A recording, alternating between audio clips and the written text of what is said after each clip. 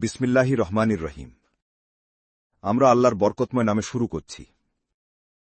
আমরা তার প্রশংসা করি এবং তার মহিমা ঘোষণা করি, যেমনভাবে তার প্রশংসা ও মহিমা ঘোষণা করা উচিত। এবং আমরা তার সকল সম্মানিত রাসূলগণের উপর শান্তি ও কল্যাণের জন্য দোয়া করি, এবং বিশেষ করে তাদের মধ্যে সর্বশেষ বরকতময় নবী মুহাম্মদ সাল্লাল্লাহু আলাইহি ওয়াসাল্লামের উপর। পাকিস্তানের লাহোর শহর থেকে শাওয়াল মাসের এই 18তম দিনে আমরা আপনাদেরকে সম্ভাষণ জানাচ্ছি। আসসালামু আলাইকুম ওয়া রাহমাতুল্লাহি ওয়া বারাকাতুহু। এবং আমরা আসন্ন মহাযুদ্ধের বিষয়ে ফিরে আসছি। আমরা তুরস্ক এবং মহাযুদ্ধ নিয়ে কথা বলেছি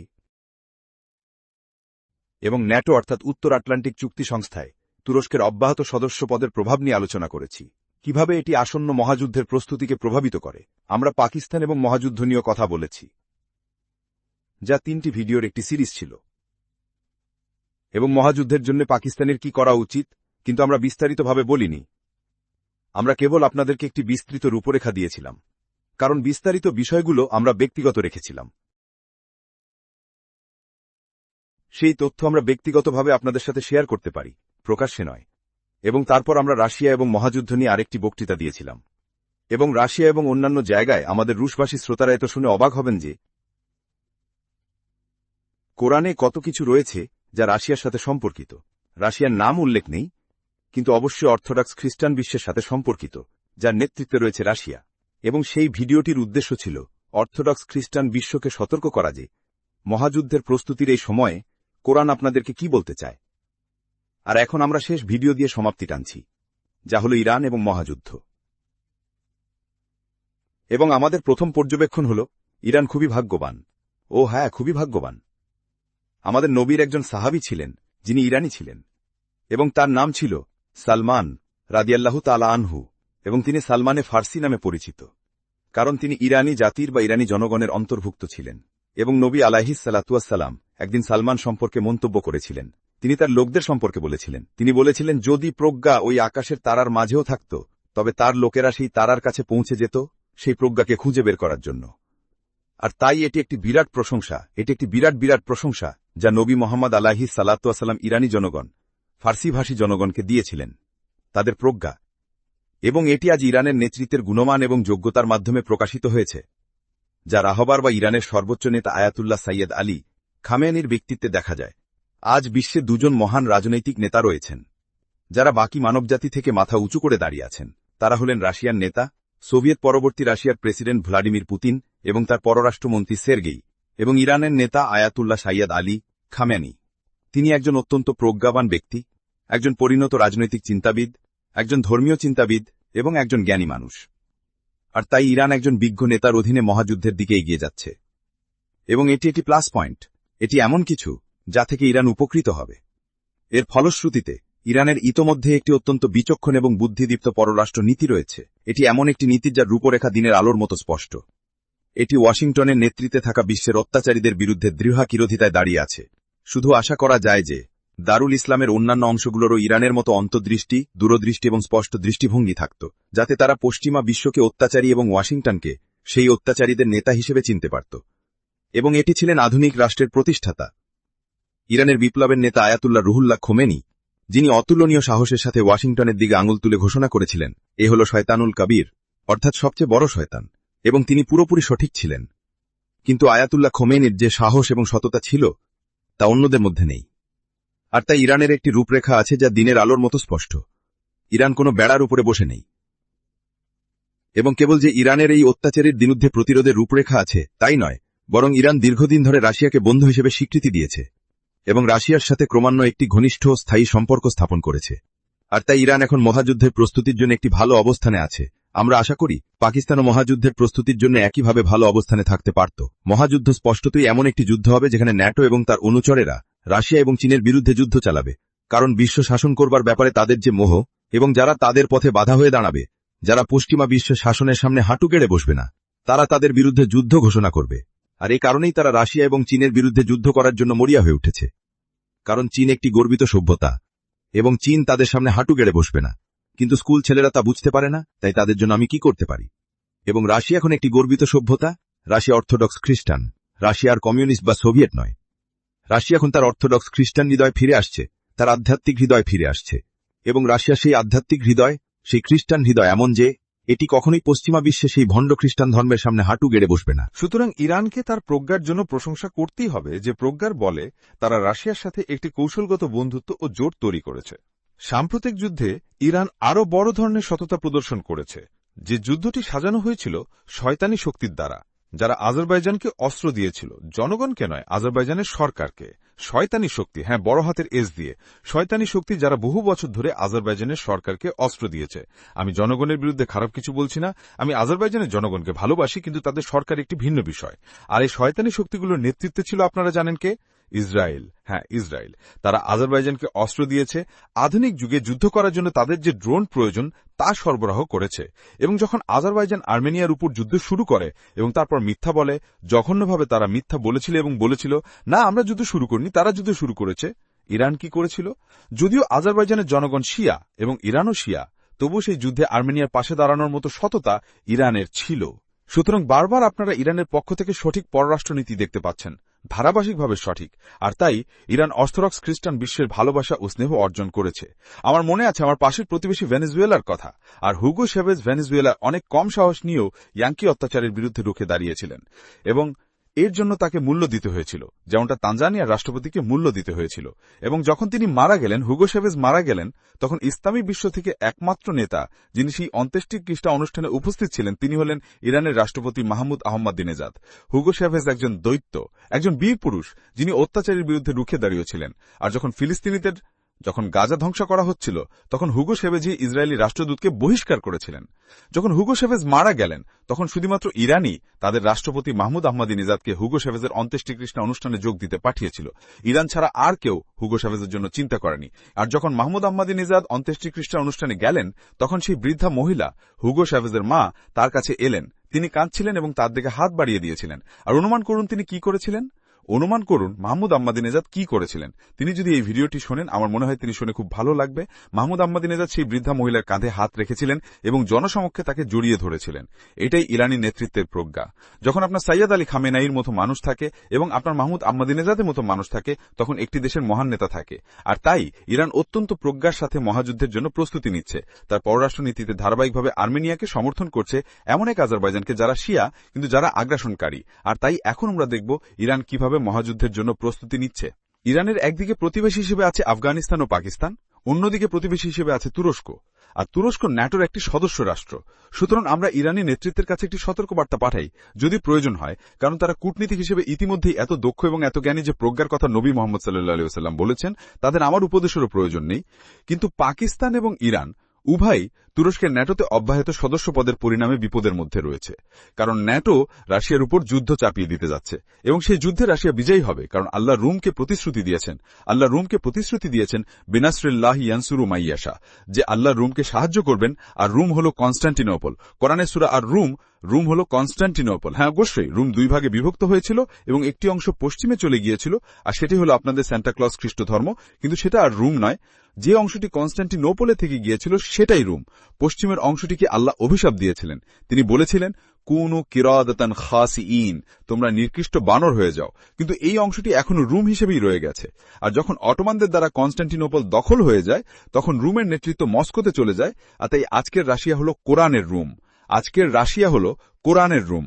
আমাকে এটা আরেকবার বলতে দিন, যাতে সেই স্কুল ছেলেরা মাথা গোজার একটা গর্ত খুঁজে পায়, যারা অনবরত অটোমান সাম্রাজ্যের প্রশংসা করে। আমি আজ তোমাদের মুখের উপর বলছি, কোরআনের রুম হল রাশিয়া। তোমরা এটা না বুঝলে এর জন্য তোমাদের মূল্য দিতে হবে। আর আল্লাহ রুমকে সাহায্য করছেন। সুতরাং আমরা যখন মহাযুদ্ধের জন্য প্রস্তুতি নিচ্ছি, আমরা কোরআনের কাছে যাই এবং আমরা দেখি যে আল্লাহ শুধু রুমকে একটি বিজয়ের প্রতিশ্রুতি দেননি, বরং এর চেয়ে বড় কথা, তিনি তাদের দুটি বিজয়ের প্রতিশ্রুতি দিয়েছেন। এবং উভয়বারই যখন রুম বিজয় হবে, আমরা মুসলমানরা উৎসাবন করব সেই স্কুল ছেলেদের ছাড়া। আলিফ আউযুবিল্লাহি মিনাশ শাইতানির রাজিম, আলিফ লাম মিম, গুলিবাতির রুম পরাজিত হয়েছে। ফি আদনাল আরদ, নিকটবর্তী এক ভূখণ্ডে, এই ভূখণ্ডের কাছাকাছি যেখানে কোরআন অবতীর্ণ হয়েছিল। সুতরাং এটা ইউরোপ হতে পারে না। ওয়াহুম মিন বাদি গালাবিহিম সায়াগলিবুন, কিন্তু এই পরাজয়ের পর তারা শীঘ্রই বিজয় হবে, কোরআন বলছে। কত তাড়াতাড়ি? ফি বিদআই সিনিন, কয়েক বছরের মধ্যে। এবং নবী মুহাম্মদ সাল্লাল্লাহু আলাইহি ওয়াসাল্লাম বলেছেন এর মানে 3 থেকে 9 বছরের মধ্যে। সুতরাং কোরআন একটি প্রতিশ্রুতি করছে, একটি ঐশ্বরিক প্রতিশ্রুতি, যে রুম তার পরাজয়কে উল্টে দেবে। পবিত্র আত্মা শুধুমাত্র পিতা থেকে আসেন, পুত্র থেকে নয়। কোরআনে বলা হয়েছে, কুলির রুহু মিন আমরি রাব্বি, বলো রুহ বা আত্মা আমার প্রতিপালকের আদেশ ঘটিত। অবশ্যই পার্থক্য হল, আমরা পিতা শব্দটি ব্যবহার করি না, তাদের তৃত্ববাদ আছে, কিন্তু তারা জোর দিয়ে বলে যে পবিত্র আত্মা পুত্র থেকে আসে না, এটি পিতা থেকে আসে। কিন্তু পশ্চিমা বিশ্ব, যা কনস্ট্যান্টিনোপল থেকে বিচ্ছিন্ন হয়ে গিয়েছিল, তারা সেই ঝুঁকি গ্রহণ করেছিল, যা বড় হাতের এস দিয়ে শিরক। তারা জোর দিয়ে বলে যে পবিত্র আত্মা শুধু পিতা থেকেই নয়, পুত্র থেকেও আসে। আর তাই আল্লাহ ১০৫৪ সালের মহাবিভেদের আগে তাদের সাহায্য করেছিলেন এবং তারা বিজয়ী হয়েছিল এবং আমরা উদযাপন করেছিলাম। কিন্তু রোমের জন্য আরেকটি বিজয় আসছে, এবং যখন সেই বিজয় আসবে তা এই কারণে আসবে যে আল্লাহ তাদের সাহায্য করবেন। এবং আল্লাহ সূরা আর রহমানে সেই সাহায্যের কথা বলেছেন, যেখানে তিনি বলেন, সানাফরুহু লাকুম আইয়ুহাস সাকালান, হে মানব ও জিন, আমি শীঘ্রই তোমাদের জন্য অবসর গ্রহণ করব। সুতরাং আমার বই পড়ুন, the Koran, the great war and the West, যেখানে সেই মহাযুদ্ধে আল্লাহর হস্তক্ষেপের কথা বলা হয়েছে যা আসছে, এবং রাশিয়া সেই যুদ্ধের সঠিক পক্ষে রয়েছে, কারণ রাশিয়া রোমের সাথে। রাশিয়া পরাজিত করবে। আমি ইরান সেই যুদ্ধে সঠিক পক্ষে রয়েছে, ইরান রাশিয়ার সাথে জোটে রয়েছে, এবং রাশিয়া সেই যুদ্ধ জিতবে, যা আসছে সেই মহাযুদ্ধ। ন্যাটোতে তুরস্কের সদস্যপদ ইরান এবং পাকিস্তান উভয়ের জন্যই একটি সমস্যা তৈরি করে, এবং এখন সময় এসেছে ইরানি জনগণের জন্য। আমি মনে করি না ইরানি সরকার এটা করবে। তারা হয়তো মনে করতে পারে যে তুরস্ককে বলা ন্যাটো থেকে বেরিয়ে যাও কূটনৈতিকভাবে অনুচিত। পাকিস্তান সরকারও হয়তো মনে করতে পারে যে তুরস্ককে ন্যাটো থেকে বেরিয়ে যেতে বলাকে কূটনৈতিকভাবে অসম্ভব মনে করতে পারে। সুতরাং এটা পাকিস্তানি জনগণ এবং ইরানি জনগণকেই করতে হবে, যা সরকারগুলোর জন্য করা কঠিন। আর তা হল এই সময়ে তাদের কণ্ঠস্বর যতদূর সম্ভব জোরালো করা, তুরস্কের প্রতি, তুর্কি জনগণের প্রতি আহ্বান জানানো যে তারা যেন তাদের সরকারকে বলে ন্যাটো থেকে বেরিয়ে যাও এবং দ্রুত বেরিয়ে যাও, এবং তুর্কি জনগণকে বলা যে যদি তোমাদের সরকার তুরস্ক থেকে, যদি তোমাদের সরকার ন্যাটো থেকে বেরিয়ে না আসে, তাহলে তুরস্ক, দয়া করে আমাদের থেকে দূরে থাকো, তোমরা আমাদের জন্য একটি বিপদ। এভাবেই ইরানি জনগণ এবং পাকিস্তানি জনগণের আসন্ন মহাযুদ্ধের জন্য প্রস্তুত হওয়া উচিত। এটি এখন পর্যন্ত সবচেয়ে গুরুত্বপূর্ণ বিষয় যা ইরানকে এই আসন্ন যুদ্ধে মোকাবিলা করতে হবে। তারপর অবশ্যই ইসরায়েলের প্রশ্নটি রয়েছে, এবং ইসরায়েল মহাযুদ্ধের পরে মার্কিন যুক্তরাষ্ট্রকে প্রতিস্থাপন করে প্যাক্স জুডাইকা নিয়ে বিশ্বের শাসক রাষ্ট্র হতে চায়, কিন্তু পাকিস্তান তার পারমাণবিক অস্ত্রের কারণে এই পথে বাধা হয়ে দাঁড়িয়েছে। এবং আমাদের আগের ভিডিওগুলিতে আমরা বলেছি যে পাকিস্তান তার পারমাণবিক অস্ত্রের কারণে ১ নম্বর শত্রু হয়ে উঠবে। কিন্তু যদি প্যাক্স জুডাইকার জন্য পাকিস্তান ১ নম্বর শত্রু হয়, তাহলে ইরান হল ২ নম্বর শত্রু। সুতরাং ইরান এবং পাকিস্তান উভয়ই তাদের পারমাণবিক হুমকির কারণে শত্রু হয়ে উঠেছে। পাকিস্তানের ক্ষেত্রে জুলফিকার আলী ভুট্টোকে ধন্যবাদ, আপনারা আজ একটি পারমাণবিক শক্তিধর দেশ, কারণ জুলফিকার আলী ভুট্টোই ১৯৭৪ সালের ফেব্রুয়ারিতে পশ্চিমের বিরোধিতা সত্ত্বেও লাহোর ইসলামিক শীর্ষ সম্মেলনের আয়োজন করেছিলেন, এবং সেই সম্মেলন সফলভাবে অনুষ্ঠিত হওয়ার সাথে সাথেই, এবং এর ক্রেডিট জুলফিকার আলী ভুট্টোর প্রাপ্য, সেই সম্মেলনের ২ মাসের মধ্যে ভারত তাদের প্রথম পারমাণবিক বোমার বিস্ফোরণ ঘটায় এবং পারমাণবিক ক্লাবে যোগ দেয়, যা ছিল লাহোর ইসলামিক শীর্ষ সম্মেলনের প্রতিক্রিয়া।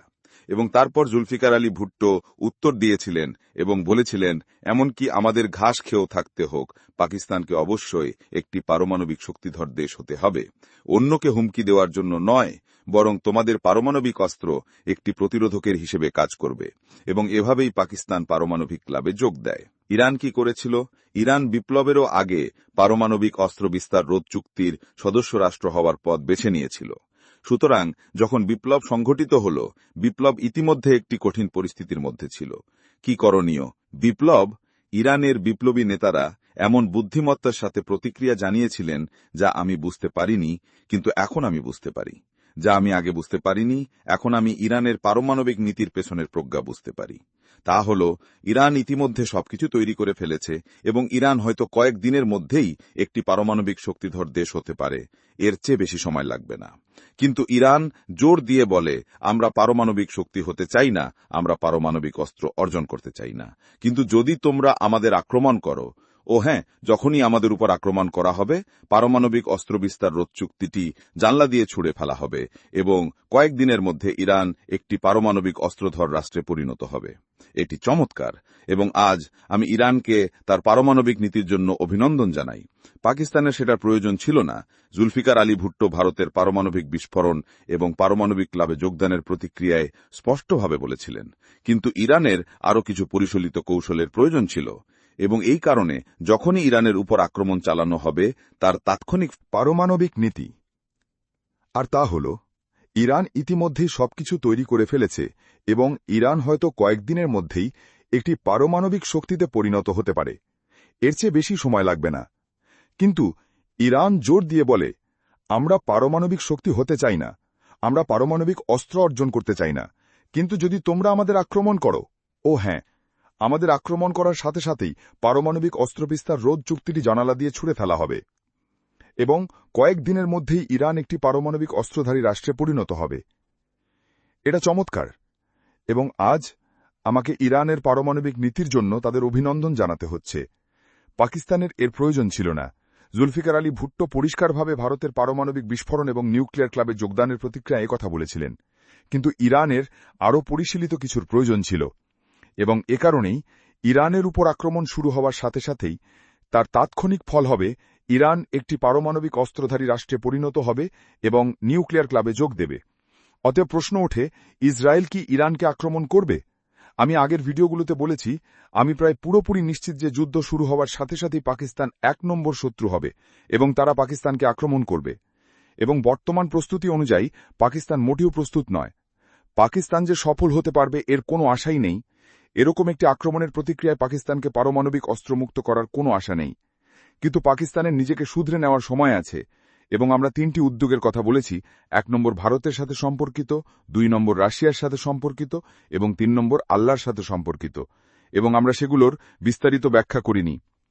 কিন্তু ইরানের ক্ষেত্রে আমার কাছে মনে হয়, এবং আমি ভুলও হতে পারি, যে এই উম্মার উৎপত্তি এবং ইসলামের শিয়া সম্প্রদায়ের আবির্ভাবের সময় থেকে মূল পরিকল্পনা হল ইসলামের ঘরে শিয়া সুন্নি গৃহযুদ্ধে উস্কানি দেওয়া, এবং তাই আমি ইরানের উপর এমন কোনো আক্রমণের প্রত্যাশা করি না যা পাকিস্তানের উপর আক্রমণের মতো হবে, ইরানকে একটি চূড়ান্ত আঘাত এনে টুকরো টুকরো করে ফেলার জন্য। এটা পাকিস্তানের জন্য পরিকল্পনা, ইরানের জন্য নয়, কারণ তারা শিয়া সুন্নি গৃহযুদ্ধ শুরু করতে চায়। এটাই তাদের তুরুপ একতাস, এবং তাই আমি আশা করি যে এটি হবে ইরানের উপর একটি বিদ্যুতের ঝলকের মতো আকস্মিক হামলা, শুধুমাত্র একটি যুদ্ধ শুরু করার জন্য, এটুকুই, এর চেয়ে বেশি কিছু নয়। এবং তারা ইরানকে বাহরাইন দখল করতে দেবে, কারণ এটি প্রথম পুরস্কার যা ইরানের জন্য দখল করা খুবই সহজ, এবং ইরান বাহরাইন দখল করার সাথে সাথেই, কারণ সেখানকার জনসংখ্যা গরিষ্ঠ শিয়া, এবং তারা একটি সুন্নি সরকারের দ্বারা নির্মমভাবে নির্যাতিত হচ্ছে, যে সরকার একটি অত্যাচারী। তাই জনগণ বাহরাইনে ইরানকে স্বাগত জানাবে, কিন্তু ফাঁদ পাতা হচ্ছে, এবং আমি আশা করি এই কথাগুলো আয়াতুল্লাহ সৈয়দ আলী খামেনির কাছে পৌঁছেবে, যে ইরানের জন্য ফাঁদ পাতা হচ্ছে ইরানকে প্রলোভিত করার জন্য, যেন তারা বাহরাইন থেকে কসবে পার হয়ে আরব উপদ্বীপে প্রবেশ করে এবং মক্কার দিকে অগ্রসর হয়। ইরান যদি কখনো সেই ভুল করে, ইরান যদি সেই ফাঁদে পা দেয়, আল্লাহ করুন যেন সেদিন কখনো না আসে, তাহলে ইরান এমন একটি ফাঁদে পা দেবে যা ইসলামের ঘরে শিয়া সুন্নি গৃহযুদ্ধ উস্কানি দেবে, এবং তারা যা চায় তাই পাবে। সুতরাং কেবল আশা ও প্রার্থনা করা যায় যে এই পরিকল্পনা যেন সফল না হয়, এবং ইরানিরা বুঝতে পারবে যে আরব উপদ্বীপকে মুক্ত করার কোনো সামরিক প্রচেষ্টা একটি শিয়া কর্তৃক সুন্নি আরবের উপর আক্রমণের ভিত্তিতে হতে পারে না। না, তিনি হবেন ইমাম আল মাহদি, তিনি আরব উপদ্বীপকে মুক্ত করবেন, ইরান নয়। এটি ছিল একটি সংক্ষিপ্ত চিত্রণ, যেসব ঘটনা ঘটছে এবং ইরান সম্ভবত সেগুলোর কিভাবে প্রতিক্রিয়া দেখাবে। শেষ করার আগে ইরানের জন্য একটি পরামর্শ আছে, যেমন আমি একই পরামর্শ পাকিস্তানকে দেই, এবং আমি একই পরামর্শ রাশিয়াকে দেই।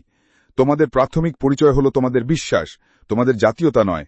সুতরাং যখন তোমরা যুদ্ধের জন্য প্রস্তুতি নিচ্ছ, তোমরা রুশ হিসেবে যুদ্ধ করছো না, তোমরা ইরানি হিসেবে যুদ্ধ করছো না, তোমরা পাকিস্তানি হিসেবে যুদ্ধ করছো না। যখন তোমরা সেই মহাযুদ্ধের জন্য প্রস্তুতি নিচ্ছ যে আসছে, যেখানে আল্লাহ হস্তক্ষেপ করবেন, তোমরা একটি খ্রিস্টান জাতি, এবং তোমরা মরিয়মের পুত্র সত্য মসীহের অনুসরণ করো। সুতরাং সেই যুদ্ধে খ্রিস্টান হিসেবে লড়াই করো। আর তোমরা একটা মুসলিম জাতি, যারা নবী মুহাম্মদ সাল্লাল্লাহু আলাইহি ওয়াসাল্লামের অনুসরণ করো।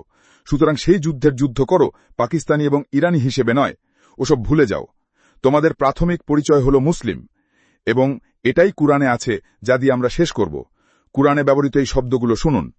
আল্লাহ বলেন, আরবি ভাষায় বলছেন, এবং তোমরা অবশ্যই দেখতে পাবে, আরবি ভাষায় বলছেন, যারা ভালোবাসা ও স্নেহে তোমাদের সবচেয়ে নিকটতম হবে, অর্থাৎ মুহাম্মদের উম্মতের, তারা হবে সেই লোক যারা ঘোষণা করে আমরা খ্রিস্টান। তারা ঘোষণা করে না আমরা রোমান ক্যাথলিক, তারা ঘোষণা করেন আমরা প্রটেস্ট্যান্ট, তারা ঘোষণা করেন আমরা অর্থোডক্স রুশ, তারা ঘোষণা করেন আমরা তাবলিগি, আমরা বেরেলভি, আমরা দেওবান্দি, আমরা শিয়া, আমরা সালাফি। তাদের প্রাথমিক পরিচয় হলো আমরা খ্রিস্টান, এবং তাই কুরআন আমাদের সাথে কথা বলছে এবং আমাদের বলছে আমাদের প্রাথমিক পরিচয় শিয়া নয়। এটা আমার কথা, ইরানের প্রতি একটু নম্র পরামর্শ, যে যখন তোমরা মহাযুদ্ধে যুদ্ধ করবে, তোমরা শিয়া হিসেবে যুদ্ধ করছো না, তোমরা মুসলিম হিসেবে যুদ্ধ করছো, এবং আল্লাহ যেন অনুগ্রহ করেন যে তার সাহায্য আসে বিশ্বাসীদের প্রতি সেই মহাযুদ্ধে যে আসছে। ধন্যবাদ। আসসালামু আলাইকুম ওয়া রাহমাতুল্লাহি ওয়া বারাকাতুহু।